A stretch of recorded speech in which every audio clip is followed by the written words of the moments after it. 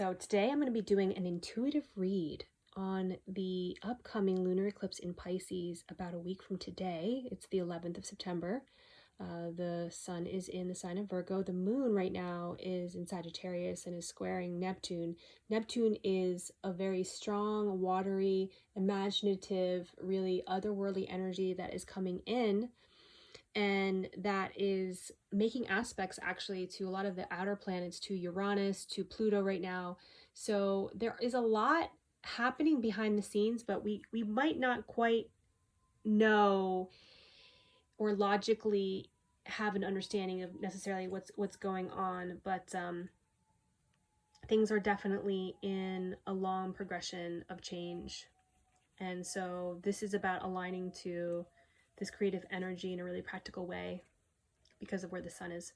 So the first card I have pulled is the Knight of Pentacles, and this really speaks to this earthy sun energy of Virgo and looking at how we really want to accomplish what we want in life materially. And so we could be very strongly aware of, you know, what work we're putting in or how much work we need to put in to gain, to have those gains, right?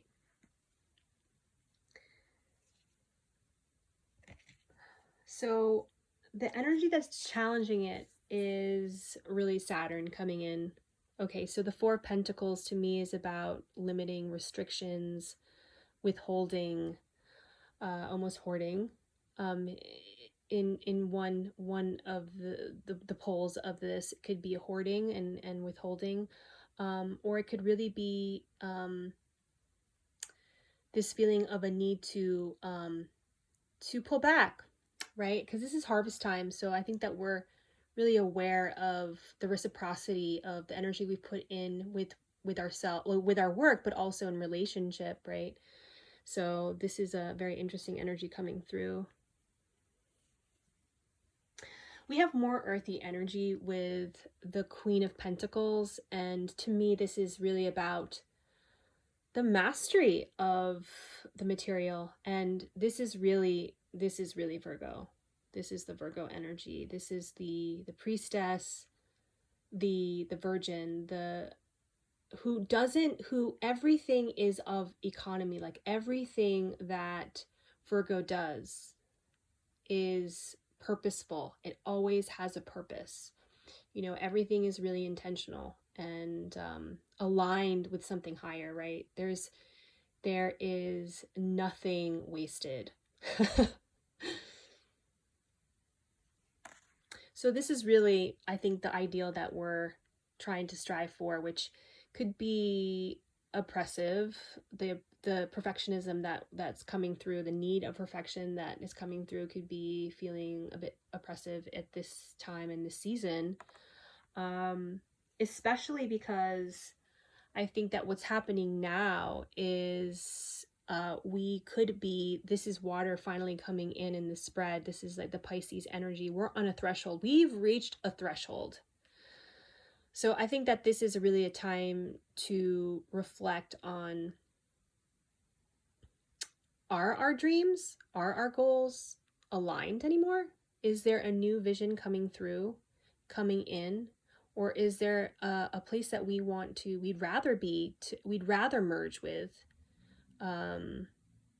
Yeah, this is harvest time. So this is this energy of really scrutinizing, right? Because that's what I think the Virgo sun does, really scrutinizing, our exchange.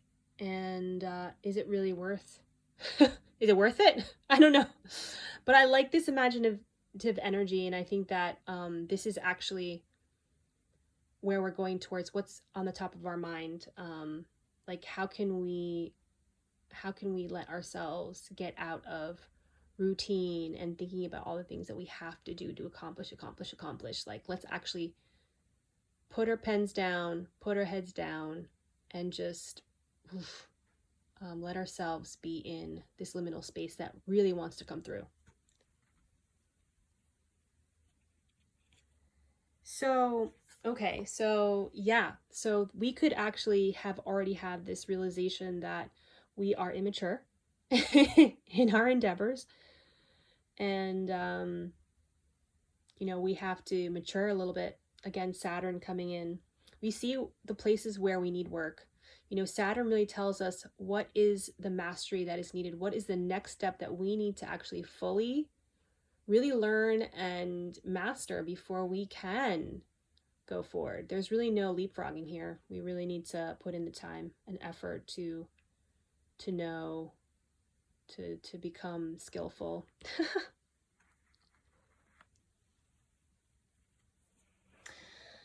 Okay, so this is the energy ahead of us, right ahead of us. And I think that this really speaks to, and now this is finally some air coming in the spread. And the Mercury is very strong. Jupiter that rules this lunation is in the sign of Gemini. So the mind is actually really strong here in this eclipse. And I think that we might come to a crossroads of where we're going to find ourselves needing to choose. Yeah.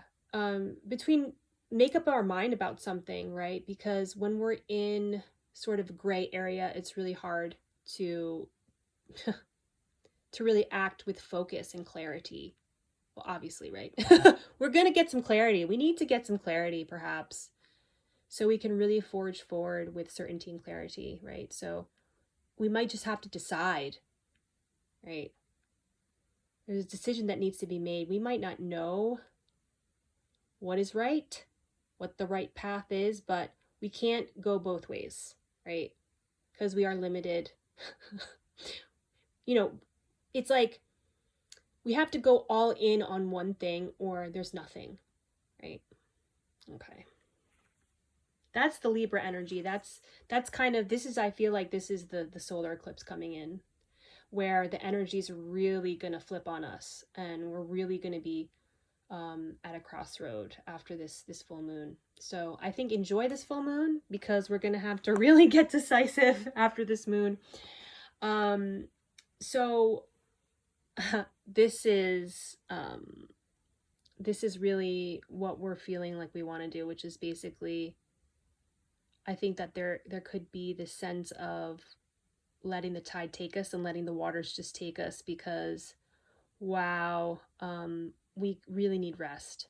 This is what this moon is giving us. I think that we need rest from the mental stuff, even though this is a swords card, but we need some rest in order to, to pick up that fourth sword. So there's a fourth sword in front of her. That's it's laid down. This sword is laid down, and once we take the time to rest and get restored, we can really forge ahead with a new sense of purpose. So it's interesting, I think that these two cards being together one after the other is really showing that once we're able to choose, we're able to rest. Gosh, just knowing what we're choosing is actually going to let us have a little like repose here. Much needed. So it's funny because people around us might think that we have it all, and I think that, this Libra new moon solar eclipse, with this sequence of cards, right? This sequence of cards is kind of showing us that how we have to balance things. We have to balance resources, and really, even this card too,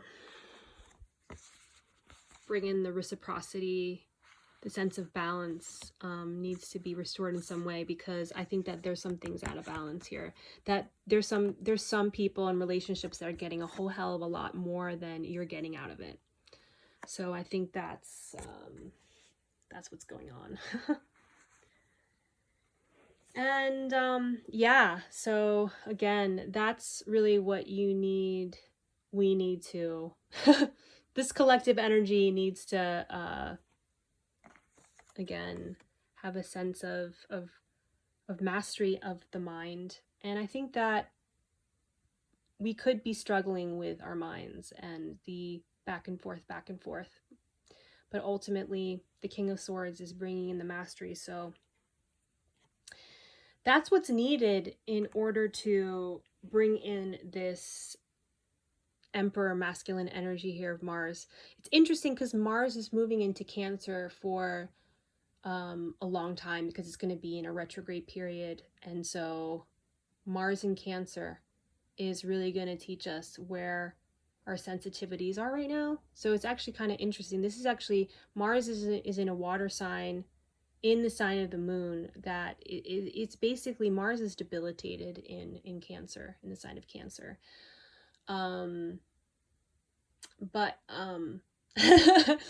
I think in the context of this spread, I think that we cannot let our emotions, like, we can't be too detached with our emotions.